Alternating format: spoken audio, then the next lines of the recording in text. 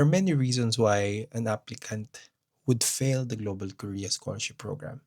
At the same time, there are many reasons why scholars get the scholarship. And in this video, I'll be sharing with you some of the things I think that you should be able to do, submit, perform right, especially when you are applying for the Global Career Scholarship Program graduate studies. This is for the GKS graduates program. So if you're for the undergraduate, you may scroll up. One of the requirements that you have to accomplish or to qualify into if you want to apply for the Global Career Scholarship Program is the grade requirement, which is at least 80%. So if you're not on the 80% scale, you need to submit a document called Certificate of that you belong to the top 20% of the graduating class, something like that. Just to signify that even if your grades are below 80%, you're still the top student or still academically okay student. So that's what is important. For the grades, they're not that important compared to the undergraduates applicant because again for undergraduates you don't have any room to showcase your skills. For us graduate studies applicants, we have a lot of opportunity to showcase our skills. Aside from grades, we have our publications. Aside from publications, we have our international, local, and national activities. So these things we can accomplish and we can add to our application. So again, grades would be easy. It's just 80% or above. And then you have special conditions for that. Since there are so many dependencies for the Global Career Scholarship Program, yeah, I'll be sharing with you more information as the application opens, as the NID provides more information. But for now, I hope are getting more familiar with the structure of the scholarship program. What are your expected benefits? What are the things that you have to sacrifice? And you're preparing your mind, your body, your finances. Because again, Korea is very expensive and there's so many things that you can do here in South Korea. If you like this video, please like and share. If you have questions, put them in the comment section. I'll be surely responding to them. Till the next video. Bye bye. Well, let's move on with the age. So another thing is if you're 40 years old and above, you cannot apply for the scholarship program. There's no lower limit when it comes to the age. Of course, if you're 18, you're expected to have been studying your undergraduates. So you're not really eligible to apply yet because the requirement for master's degree program applicants would be completed your college degree or have completed your undergraduate's program. So there are specific rules for applicants. So if you're 45 years old or for teachers, for professors, this the age limit is changed from 40 to 45.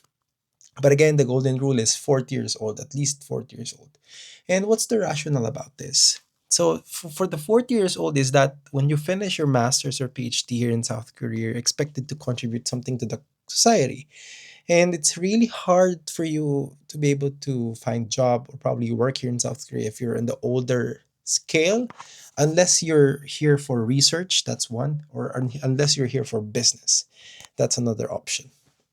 But then again, that's the requirement, the age. And then let's move on with the, of course, if you're applying for masters, you should have completed your bachelor's degree. I know a lot of you will be asking, Justin, I haven't completed my undergraduates and I'll be expecting to graduate next year. Then apply next year. Don't apply this year. I mean, you're expected to graduate probably around September 2026. Then apply on the February 2027 application because there is a deadline for those who will be graduating next year. So it's kind of hard to explain, but when the guidelines come out, I'll be probably explaining that in depth, so you'll be able to know what I'm saying. But again, if you haven't graduated college, please do not consider applying on the next season because it'll be harder for you, very hectic and very expensive to spend a lot of money to get your documents apostilled. But in the end, it won't be able to reach on time because of a lot of issues. I have a lot of students who were not able to pursue the application because of deadlines and apostilling your documents, having them legalized and authenticated takes weeks if not months. So that could be another thing, another hurdle. So again, if you're applying for PhD now, you have to have your master's in undergraduate certificates. That's the logic behind it. So three simple steps, and something that we have to discuss next would be the essays. So if you have not written your personal statement and study plan, it's okay, you still have time, but I hope by now you already have a structure and how you will be able to write them, because again, this is not confirmed yet how they would organize and initiate the application process. If it's the same as the last year, there's no limit with the characters, that's okay. But if it's the same with the online application, which briefly was opened for a few weeks, there's a character limit there.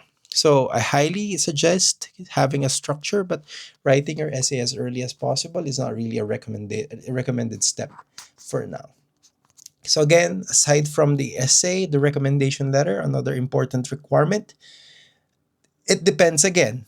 If it's an online application, they will require a recommender's information instead of the actual sealed recommendation letter. But if it is the last year's application process, you have to submit the recommendation letter encased in an envelope with the signature from the professor or teacher that recommended you. So again, there are a lot of dependencies with what would be the plan for NIED for this year, but again, it's really hard to tell. So the best thing for you to do is actually prepare, and as early as now, please talk with your professors, with your teachers, your supervisors can also help if they can give you a recommendation letter. The best thing that you can do now is introduce them to the scholarship program.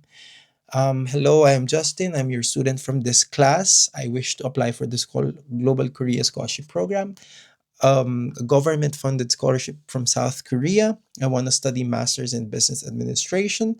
I hope my experience learning from you during this class showcased my ability to be academically proficient, be able to execute plans, be able to accomplish all my tasks, and I hope you'll be able to reflect that in the recommendation letter I'll be requesting from you in the future.